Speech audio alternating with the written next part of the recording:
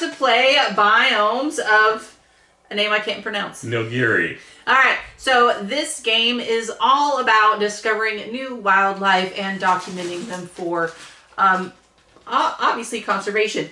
But before we get into it, don't forget to hit that subscribe button and that notification bell because board games are amazing, and that's what we do here at Legends of Nirvana. Now, Randy, can you tell us a little bit more about this game? I can. You know, you actually picked this up at Gamma. Gamma, Yeah, right? and Yeah. we are way overdue on this video, so. And that is partially not our fault. It's Robert's.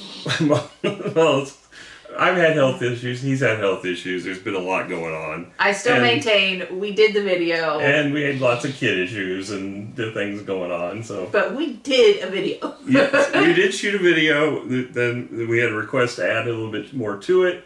And then we're back to it, and we never could get Robert back down. So yeah, so sadly you're missing Robert's take. Hopefully maybe Randy will put a few tidbits at the end of this video with what Robert thought of the game. We'll see. Alright. So Biomes of Nilgiris is a 2026 release. It's supposed to release at the end of June into retail. It's got a Board Game Geek rating currently of 7.4 and a rank of 10,553. It's a 1 to 4 player game. Average length is 60 to 90 minutes. It depends on your players and your player count. I think we were close to 90 minutes when we played yesterday again. I have no idea. I was on my phone. I mean, it can go pretty fast. It honestly can. Randy just decided that he was playing a different game than we were, and decided in the game before we even got to the halfway point. Okay, so that's where we were at. That's not quite true, but close. All right. Exactly. Age 14 and up. I mean, it depends on your child, because it's not that advanced once you get down to it. There are a lot of moving pieces. I don't know. There's a lot of iconography. There's a lot of strategic. How old? 14 and up. That's about right. All right. Design is by Siddhant Chand and Shelley Sinha. Which you thought were really nice. You actually got to meet one of them? I got to meet Shelley, I believe. Yes. And then art is by Sanjana Sinj and published by BluEncore. The mechanics of this are action event, in-game bonuses, map edition, and there's a lot of that, modular board, scenario, mission, and campaign. I don't know if I see that. I guess the missions would be these but in-game bonus scoring cards and the different scenarios, I guess, is that too. Yeah, and actually pay attention to the scenarios, because that's where Randy just hosed us, because I was just playing a game, and he was over here being like, oh, there's this thing that only I can see. I'm going to make sure I read up on it. I read it out loud before the game started. If you chose not to pay attention, that was your choice. When do I ever pay attention? To be fair, Adam didn't pay attention to either, because we would have maybe used it. All right. A little bit more. The MSRP on the base game is $64.99.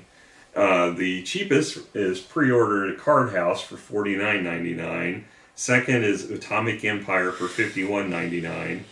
Game Nerds has a pre-order for $54.97. They are the only ones that actually list the expansions that I found, and those are kind of essential to the game, I think. If there's 2 expansions to the game. They're the special species, and you have a mission expansions. We'll get into that a little bit later as to why those are essential, but I would recommend, if you are interested in this game, pick up all 3.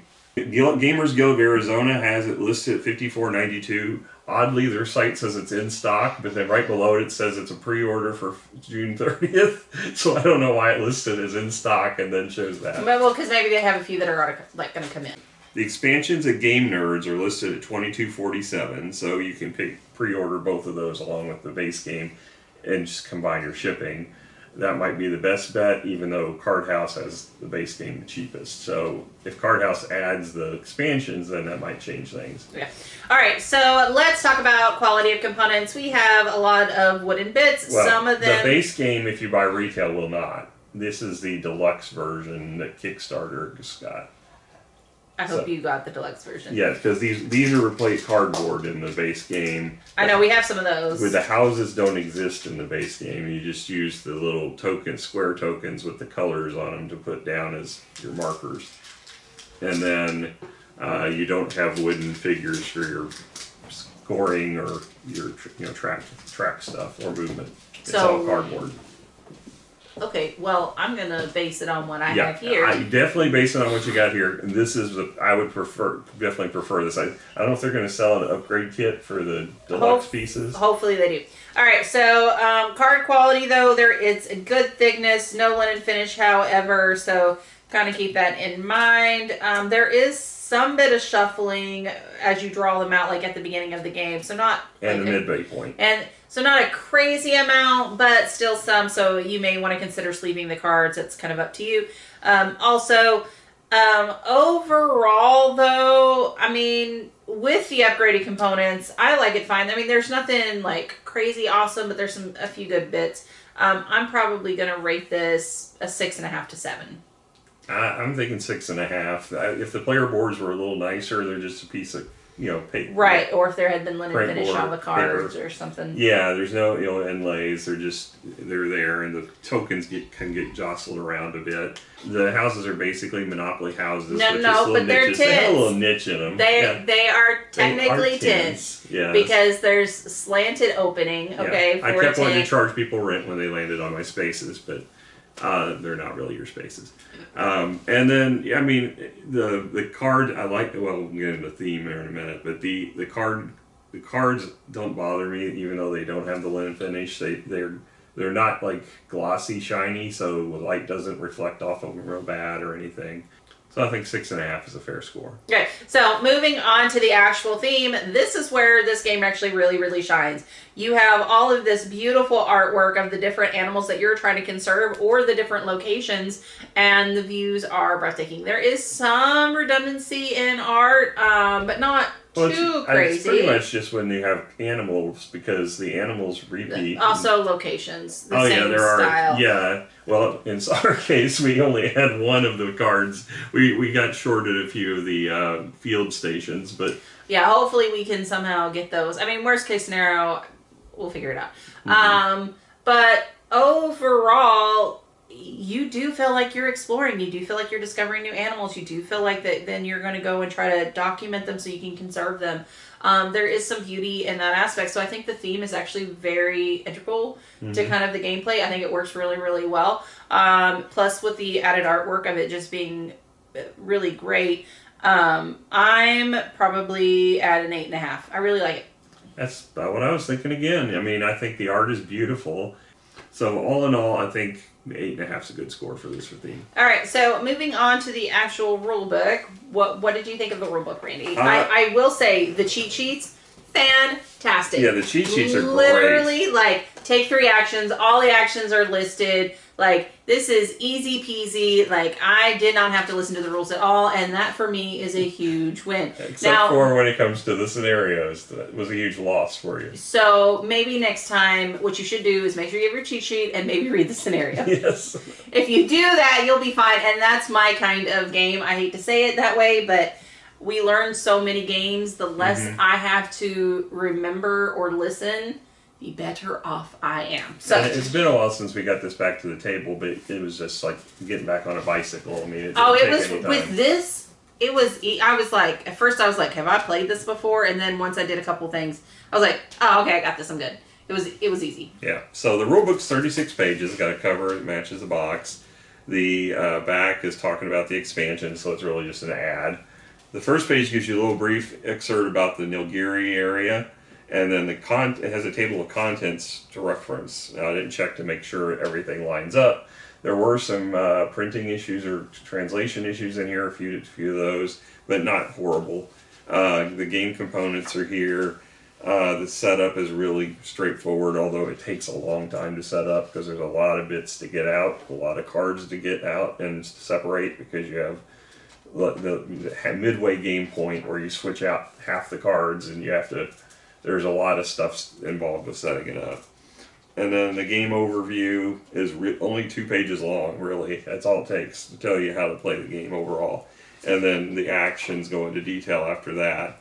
It goes into the core concepts, which are basically the sustainability track, and then the exploring track, which they call the ecology track, and then the experience tokens and the difference in terminology basically, and then the actions, which makes perfect sense on the way they've laid that out, because that's the core of the game is the actions, and then you've got your scoring, which if you play the base game, all there really is to it are objective cards, which are at the top, and this sustainability track.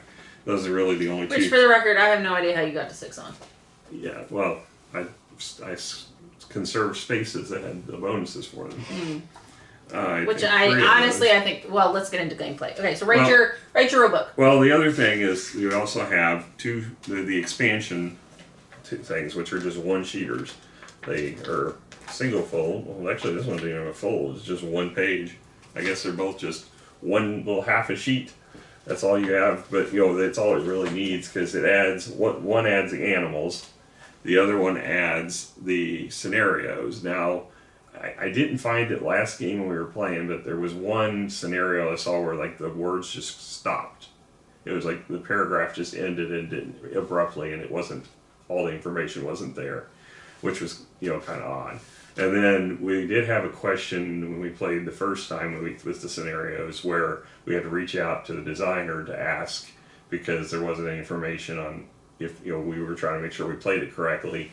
And turns out we didn't. Well, we did half. It was basically we were asking about. He basically got a bunch of free actions. He assumed it was a free action. No, it was a free action. That's what they clarified. It was a free action. No. You had to do it on the space that matched the terrain type. That was the part that was missing that we got wrong. Well, and I think there ended up being where you basically got a bunch of extra actions that you shouldn't have. No, that was. Yes. I got it corrected from the source. When we go back, we're going to have to reread that because we got free actions on this one too, and it specifically said on this one they were free actions. Well, I think what I'm referring to is that you were able to do a lot more because you were bending the rules when you shouldn't have.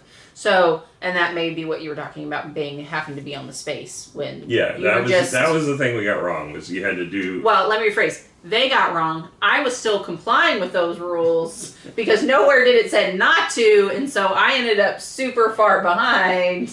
So I maintain. Yeah. That was not this game. This game we played correctly 100%. So we hope. So I'm teasing. And I just lost. So by completely by the end. All right, let's get to gameplay. Okay. Oh, I give a rating. Yeah. So given the cheat sheets doing such a great job, even though there are some missing rules, I'm still going to go ahead and give this a 7.5. I think it would have been higher if they had gotten the correct, gotten everything right in the book. And this is a 10 out of 10 for me, guys. This is what I'm talking about. Yeah, those cheat sheets are exactly. Now, the only thing is they printed it two-sided with the same information. It seems like they could have put other information that might have been more helpful on the other side to give you. But it's the same exact information on both sides. Well, I could see them trying to put like the different scenario, maybe information or something. Yeah. I mean, they could have made it more useful. I don't care. It has all your actions and it works fine. Yes, works more than fine. Love it. All right, so moving on to the actual gameplay. So it's fairly straightforward. You have to take 3 actions. Those are all listed here, but one of them does in fact have to be a move action, okay? So you can move to any of the adjacent places that have been discovered or about to be discovered that we've laid out the biome cards, okay? The other thing is you can add a XP token indicated by the night. So basically you can journal and then draw a card. So basically every card has a type of journal up here in the corner. Almost every card. Almost every card. Yeah, there are a few instant bonus cards that do not. Oh, I see a couple. Yeah. Yeah, okay. But if they do have it, you can take that color of icon, put it in this, because you haven't published it yet. You're going to put it in this section of your board, and then take a card of your choice, okay? Then another thing that you could do is study. So if you are at one of the base stations, you can actually take all that information that you gathered, study it, and actually gain those resources and put them back into the supply. Okay, then the next thing you can do is explore, which is draw 1 biome card and face down on the map. placing a funding XP for the card. So you'll get a gold if you can get there faster than everybody else. Those act as kind of a wild resource, and then some, particularly the equipment cards, require gold to build them. Which makes sense because you got to buy the thing. And then play an equipment card in your play area by playing its cost. So that is these equipment cards here, like I've said, cost gold. Then you can play a species card. So you have to be in the location that the terrain is. You're going to place it down on there. And then at some point during your game, hopefully you'll be able to conserve it by spending the cost at the bottom to gain those XP and stuff. And then the next thing is conserve, which is that's the action of playing this stuff here and putting it here. You can also do that at the different locations, so you can conserve the location as well as conserve the animals. And then finally refresh, basically wiping the board, shuffling the cards. You generally won't do that much. But yeah, it's a wasted action for the most part. It really kind of is. Yeah. Yeah, but you have 2 scoring rounds. When somebody crosses the 18 victory point mark or ecology point mark, it triggers a mid-game scoring, at which point you're going to, if you have scenarios, you're going to get points based upon that scenario. And if you don't, there's a scoring, I'm sure, in the rules. I can't remember what it was for the base game because we've been playing the scenarios ever since, and it makes the game so much better. And then the 49, when someone reaches that triggers the end of the game. Mm-hmm. So you then have your final scoring, and that's when you're going to score your objectives and you're going to score your sustainability track points. And it's 5 points for whoever's highest up the track is really all it is. So it's a very simple game for scoring wise. The scenarios add a little more complexity to it. As far as my thoughts on the game, I think it's a pretty good game as far as the design of it. There's a few things that really bother me about it. One is these instant cards. As you're going through and you're discovering and you're flipping the card over, if you discover one of these instant cards, it'll give you like 1 victory point. In a lot of cases, it won't even give you a place where you can do a journaling, which is kind of essential to getting resources. And then now you've wasted a move there. But the one that's the worst is you move in, it gives you nothing but a free action. So basically you wasted the whole turn just to move in so you can move right back out again with that free action. Because that's all that's there. There's no journaling. There's just a space that says free action. It's like, it's a wasted space completely. That was my biggest grievance. The second biggest grievance was if you play the base game, and this is why the expansions are essential, there's the blue, which is the color I always play. Each color is associated with one of the experience token colors. So blue is obviously associated with blue. The cameras, in general, in the base game have less purpose than any other token, which are the blue. So if you're not playing with the expansions almost all of them involve blue. So it adds a lot more depth to using those blue tokens. But the first time we played, those things were a waste. We are all in agreement that there was a lack of things to do with the blue tokens. I mean, I don't remember that very well because there are. I got video proof of you saying it, so I could go back and put that in right here if I wanted. I believe it. Okay, so that was my 2 grievances with the game, and we said we wanted to really try it with the expansions to see if it fixed that, and it did. So, that's why. It may be that they developed this game as a whole and then broke things out. Yeah, it's possible, because, you need those expansions to make the blue tokens as valuable as the rest of them. Because, the gold are invaluable, and that's the other thing, is they didn't give you enough wooden bits for the gold. So we had to mix the cardboard ones in, because you're going to perpetually gain those as part of the game. You're going to need them for buying equipment, but you're also going to get them if you complete a complete row in your journal of 3 different types of tokens, you get a free gold in your journal too. So you're going to end up journaling and receiving those golds quite often. Mm-hmm. So overall, my score on this, I think I'm at a 7.5. Okay. For me, my grievance is this sustainability tracker because last time I think I got a 2 on here. The time before that, I think I got a 1. I'm at a 1 now. I just don't see how you're supposed to go up this track. It feels like the only way to go up this track is like you've got the first to do some things, you go up the track, but really those are only 4 options. it's not like everyone has access to them. It's only when the first person does it. And so therefore you're pretty much fighting for 4 spots to only go up 1, and it doesn't seem that valuable. And yeah, there are a few cards out there that also give you that, but like there's no other way to get it. And I feel like if you're going to be offering that, you should be offering it in other places as well, but beyond just Discovery.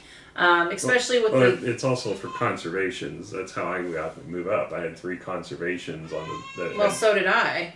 But with the green lightning or green thing on there, the arrow, I had 3 with green arrows on them. Okay.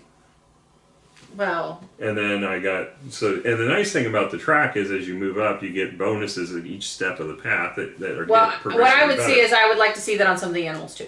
Yeah, I would agree with you. I think it needed to be on the animals, but the scenarios, some of them add them too. Yeah, not every animal, but I do think some of the more expensive ones should have that on there or something.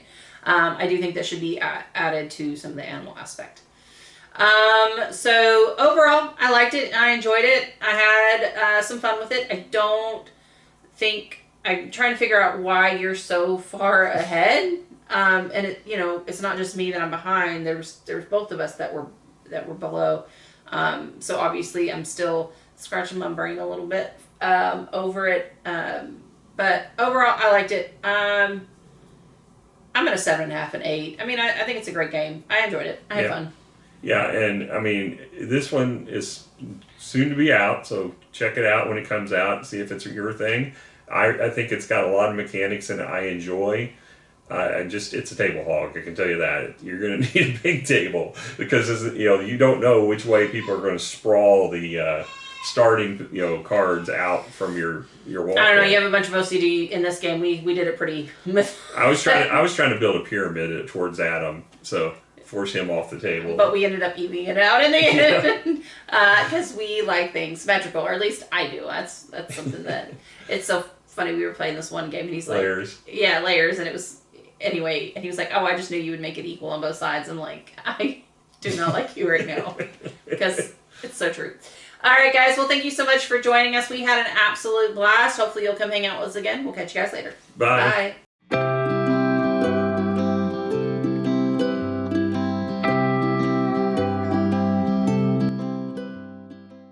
And what about you, Randy?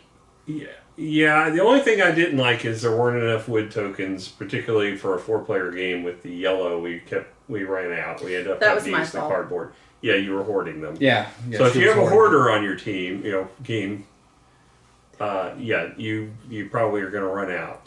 Now, to be fair, I don't think no one told me until halfway through the game that you should use your tokens. Well, no, that they were wilds. I just assumed she just thought they were pretty and she wanted to collect them. No. Did I tell you they were wilds at the beginning? You did. I told Adam, and you were here. That doesn't mean I was paying attention.